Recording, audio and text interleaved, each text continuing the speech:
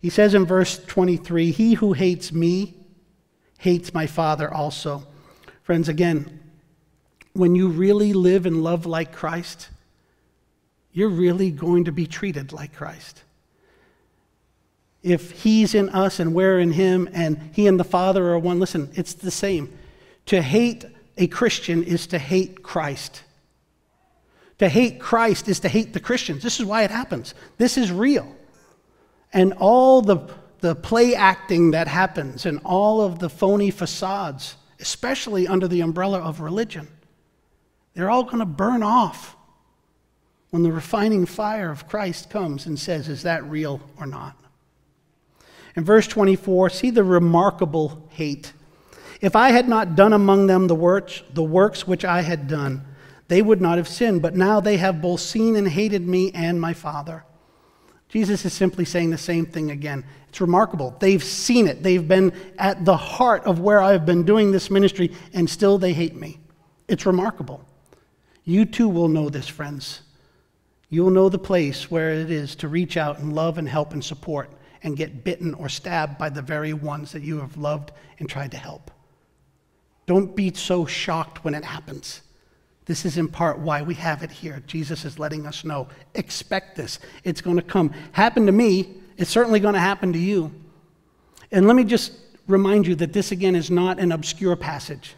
This is the theme of the storyline of the gospel, right? Hatred, battle, persecution, fight, Satan in the garden. I just make a list. Go down. Noah, mocked by those that are there. Abraham, fought all the way along the early part of the journey. Sarah, read about her in Hagar. Isaac, look at Ishmael, even today. Joseph and his brothers. Moses, epic battles, right? And not just with Pharaoh. Don't miss Korah, somebody from within.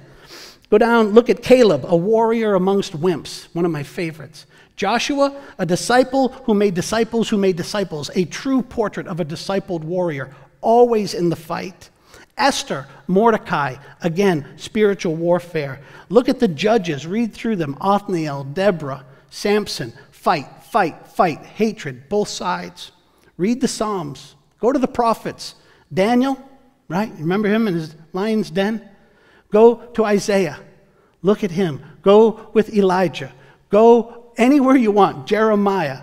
Go down through everywhere. You're going to see this continuation, the theme of the hatred of the world against God and his people.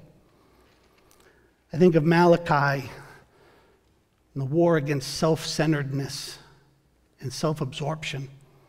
Right? I mean, I've gone through the Old Testament, haven't even touched on what was going on in Sodom and Gomorrah. Haven't touched on Nehemiah. Haven't touched on Shadrach, Meshach, and Abednego. Job. Right? Go through. Switch over to the New Testament. You see this again. Look at Jesus. Look at Jesus and the Pharisees. You can't escape it. Look at the disciples. Look at their lives. Look at Stephen. We talked about him, first martyr. My favorite, the blind man in John 9. All he does is receive his sight miraculously from Jesus and wants to say it was Jesus that did it. They throw him out. Literally out of his entire culture. He's an outcast because now he's got the audacity to go around seeing and telling people who gave him his sight. Jesus is worth it. He will come at great cost if you will literally and lovingly live out your relationship with him, and he's worth it. I love Hebrews 11. We call it the Hall of Fame of Faith in many circles.